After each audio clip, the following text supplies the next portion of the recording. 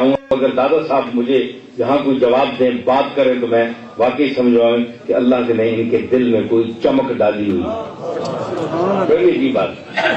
ہمارے مفتی فضان صاحب میرے استاد ہیں، وہ بھی حدیث کے، تو وہ بھی نئے نئے زمانے میں آئے تھے. تو میرے دادا صاحب وہاں چاولہ گراج سے فارغ ہو کر نماز پڑھ کے چلتے تھے تو گولڈا موڑ تک خاموش رہتے تھے، صرف وظیفہ پڑھتے تھے، کبھی بات نہیں کرتے تھے. اس دن بس میں نے سوچا نا، تو بغیر کسی عادت کے، کوئی عادت نہیں تھی، میں آپ کو کہہ رہا ہوں، بات ہی نہیں کرتے تھے، گولڈا موڑ تک نہیں بات کرتے تھے. یوں مڑ کے دیکھا پیچھے، کہنے لگے کون کون بیٹھے ہیں؟ نام لیا گیا. کہنے لگے مفتی فضان صاحب، میرے جو استاد تھے، ان سے مخاطب ہو کے فرمانے لگے مفتی صاحب کوئی بات نہیں چلی، دیکھیں نا ابتدان بات کہہ دینا، کوئی بات چلے ہی نہیں. فرمانے لگے کہ میرے متعلق بہت سے لوگ عجیب عجیب سوچتے ہیں کہ میں پتہ نہیں کیا ہوں، میں کیا ہوں یا نہیں ہوں. میں تو ایک آوارہ جیسا آدمی ہوں، اللہ کا ایک گناہگار بندہ ہوں. مجھے تو اپنے کرم سے وہ بخش دے تو میں اس کو بھی اپنے لیے بڑی بات سمجھوں گا. لوگ مجھے کیا کیا سمجھتے ہیں، میں تو مٹی کے برابر بھی نہیں. بس یہ کہہ کر خاموش ہوں. بس جناب مجھے بڑی شرمندگی ہوئی. میں نے کہا بھائی یہ بندہ تو ہے، اس میں کچھ ہے. بس صبح میں گیا جناب، وظیفہ پڑھ رہے تھے، میں نے بیٹھ کے لیے، تو مجھے دادا صاحب کہنے لگے کہ تم بھائی پڑھے لکھے آدمی ہو، کوئی اچھا آدمی سمجھ تلاش کرو، میں تو گناہگار ہوں، میں اس قابل نہیں ہوں. جناب تسی عبور ہی کرنے رکھو، آؤ بہ جاؤ صحیح، اتنی کو حالات سے نہیں کرائی. اچھا، تو انہوں نے کہا جناب میں تو گناہگار آدمی ہوں، تم پڑھا لکھا آدمی ہے، تو کسی اور کے پاس جاؤ. تو میں جناب پھر چلا گیا، بڑی منت سماجت کی بڑی، مگر انہوں نے بیعت نہیں فرمایا. 3 سال میں اس کے در پہ رہا. آخر پھر مجھے مدینہ شریف میں، اور جڑا بڑا آوے کی سب باہر ہی بیٹھا ہو جا، اور خبردار کی اٹھتے ایک کم خراب کرنے ہو سارے.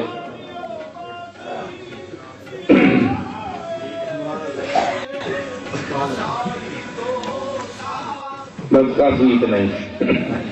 اچھا، تو میں کر رہا ہوں، انہوں نے آخیا کہ میں پھر جناب 3 سال بڑی کوشش کی مرید بننے کے لیے.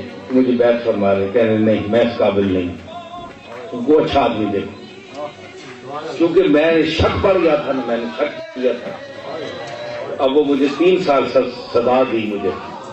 پھر مدینہ شریف حاضر ہوئے حضور کے مواجہ شریف کے سامنے، وہاں میں پیش ہو گیا. میں نے کہا اب حضور سامنے. ڈاکٹر صاحب کو میں نے پکڑ لیا، میں نے کہا جی اب حضور سامنے. اب انکار نہیں. کہنے لگے اب تو مجھے حضور کے سامنے پکڑ رہا ہے. وہاں میں نے، آپ نے مجھے مشرف فرمایا، مرید کیا. اور پھر وہیں دیکھے حضور کا کرم، دیکھیے کرم بالائے کرم، کہ ایک اور وہاں ایک آدمی تھا، اس نے کہا میں مرید ہوا، تو اس نے کہا سرکار میں آپ کے پوتے نصیر الدین کا مرید ہونا چاہتا ہوں. باؤ جی نے کہا اس کو ابھی اجازت نہیں، ابھی یہ پڑھ لے، تعلیم کا دور ہے، ابھی نہیں. اس نے کہا نہیں کہ حضور کی جالی کے سامنے میں واسطہ دیتا. باؤ جی میرے دادا نے کہا اچھا اس کے ہاتھ پر ہاتھ رکھو اور اس کو بیعت کرو. وہیں مجھے اجازت بھی مل گئی.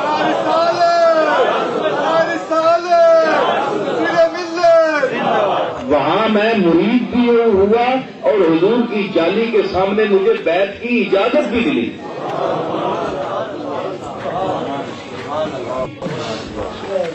سمجھ آئی؟ تو میں بات کیا کر رہا تھا کہ ہاں ذرا آپ مجھے، ہاں تو یہ ظاہری ہے. تو کچھ صاحب میں نے ذرا بیعت پر اس لیے تھوڑی سی روشنی ڈالی تاکہ آپ کو بیعت کا مفہوم پتہ چلے کہ کیا چیز ہے. ٹھیک ہے نا؟ اس لیے ضروری ہے کہ آج کل کے وہ بے راہ رو لوگ جو نسبتوں کے منکر ہیں، ان سے بچنے کے لیے یا تو پھر جو شخص بیعت نہیں ہوتا وہ تہیہ کرے، وعدہ کرے کہ میں نے کسی بدعقیدہ مولوی کی بات نہیں سنی.